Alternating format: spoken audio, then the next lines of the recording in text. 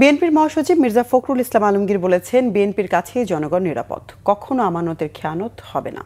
সকালে ঠাকুরগাঁও সদর উপজেলার শালন্দর ইউনিয়নের নির্বাচনী গণসংযোগের সভায় প্রধান অতিথির বক্তব্যে তিনি এসব কথা বলেন। মির্জা ফখরুল বলেন, মানুষের কল্যাণ কাজ করতে চায় বিএনপি। পরিবারে মায়েদের দেয়া হবে ফ্যামিলি কার্ড, যা একটি পরিবারের আর্থ ও সামাজিক খুঁটি হয়ে দাঁড়াবে।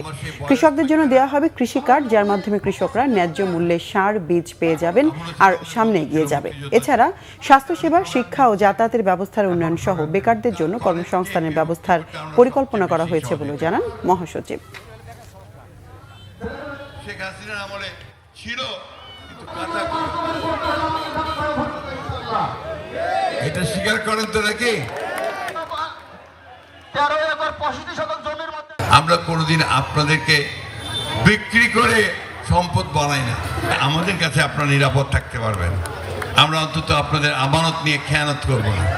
আমরা মানুষের কল্যাণ করতে চাই, এই দেশে উদারপন্থী গণতন্ত্র চাই, নির্বাচনের মাধ্যম দিয়ে সরকার গঠন করতে চাই এবং মানুষকে কথা বলার অধিকার দিতে চাই।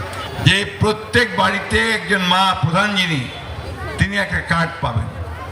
এই কার্ডটাতে দিলে তিনি এই কার্ড দেখে ন্যায্য মূল্যে চাল, ডাল, লবণ, আটা এগুলো কিনতে পারবেন। আর সেই সঙ্গে হাসপাতালে গেলে চিকিৎসা পাবেন। আর তিনি এইটা দিয়ে বাচ্চাদের লেখাপড়ার সুযোগ সৃষ্টি করতে পারবেন।